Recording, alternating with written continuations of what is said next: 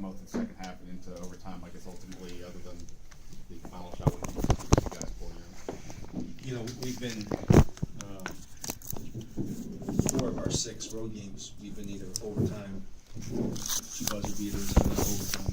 It's just a matter of, you know, I thought the biggest difference is we got consecutive stops down the stretch, which we haven't been able to do in other road games. So for the most part, I thought we defended really well down the stretch.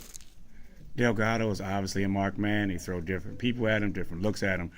You counter with a lot of looks yourself. Talk about that challenge of getting him free, getting him one-on-one or isolation looks so he can score. Yeah, it's not easy. The attention he's getting right now, I think he's doing a phenomenal job of working it inside out, kicking the basketball out, which I think is going to make it.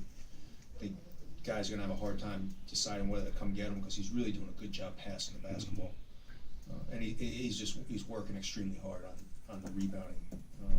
He knows we need him, and he's doing a phenomenal job rebounding the ball. How do you manage his minutes? So you get him breaks here and there? Yeah, I mean, you know, the good thing about, you know, this time of year with TV timeouts are almost 3 minutes long. You get almost 6 of them in the second half. You play for 4, you get 3 minutes off. To me, it's managing this first half minutes, trying to only get them at the 15 to 16 range, but the second half, because of the extra timeout, for the most part, the way it is, you get a lot of rest in the second half. I mean, that's one reason why guys' bench gets shorter during conference play. It's just you get more timeouts. Obviously, there's still a ways to go in the season, but based on where you are, where Georgetown is in the standings and RPI, things like that, did it feel like some sort of a play-in game also on some level, like just to have some advantage over them? We needed a win, you know, and obviously they had 3 great wins in a row. I thought the Creighton game, they played as good as I've seen them play all year. I thought at Butler they played phenomenal. You know, we have been playing good. We've been on the road. This is our 6th road game out of our 10 games. So for us, it was just a matter of getting over the hump on the road. I knew we'd be close. I knew it was going to be a close game. It was just a matter of can we finally pull one out. You know, we made free throws, which we've struggled to do on the road, and we got stops. Kadeem Carrington seemed like he's been struggling the last few games, but really busted out of his slump today. What do you do differently? You know what?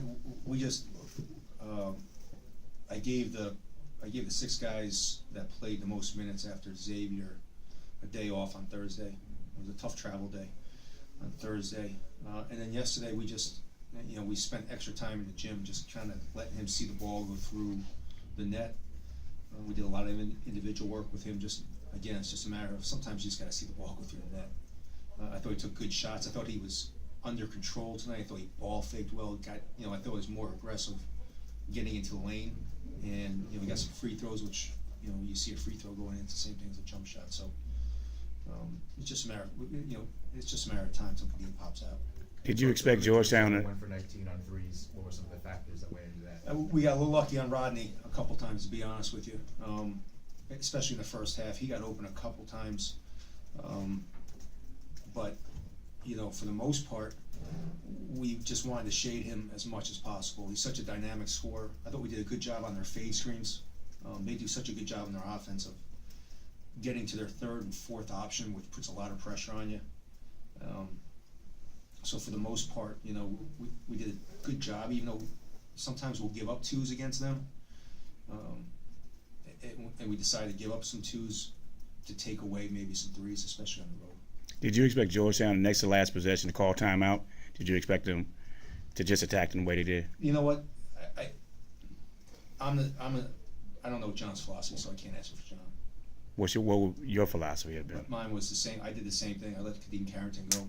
You know, I think sometimes when you can have time to set up your defense, you can't. Like, you know, they called timeout. We went zone, so maybe he didn't want to call timeout because we went zone before overtime. You know, we went zone. He had went zone when I called timeout one time. Sometimes when you give, especially in this league, you give a chance for one of these coaches to kind of get their defense set.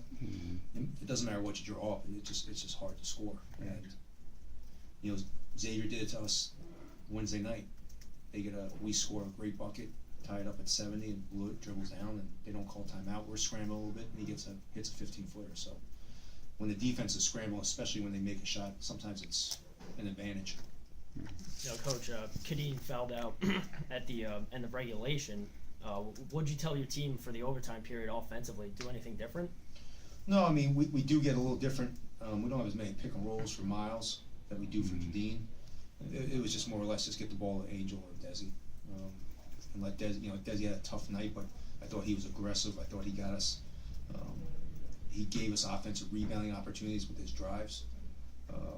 And I thought Angel, did a great job of just, going inside to out. He was gassed. It was tough, but we found a way. There would seem to be some confusion with foul call on Jones at one point. Back people thought he had 5, and then they switched it. Did you get an explanation on that? They switched it. The foul call early in the second, well, not really that early, like 8 minutes ago, they switched to Powell 13, and I think that was confusion. I think we had him as 4. The book had him as 4. I think that was. I don't think the scorekeeper had him as 4. I think the scorekeeper had him as 5. So, but they did switch the foul call when they went to the monitor at like the 8-minute mark when Miles fouled.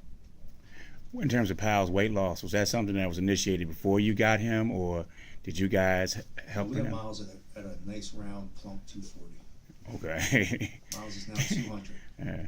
He's done a phenomenal job with his body. He's done a phenomenal job as a freshman in this league, playing the minutes he's playing. He's going to be a really special player.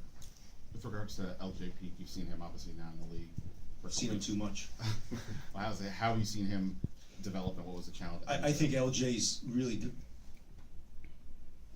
I always thought LJ was. We always said he's a scorer. He's a scorer. He's a scorer.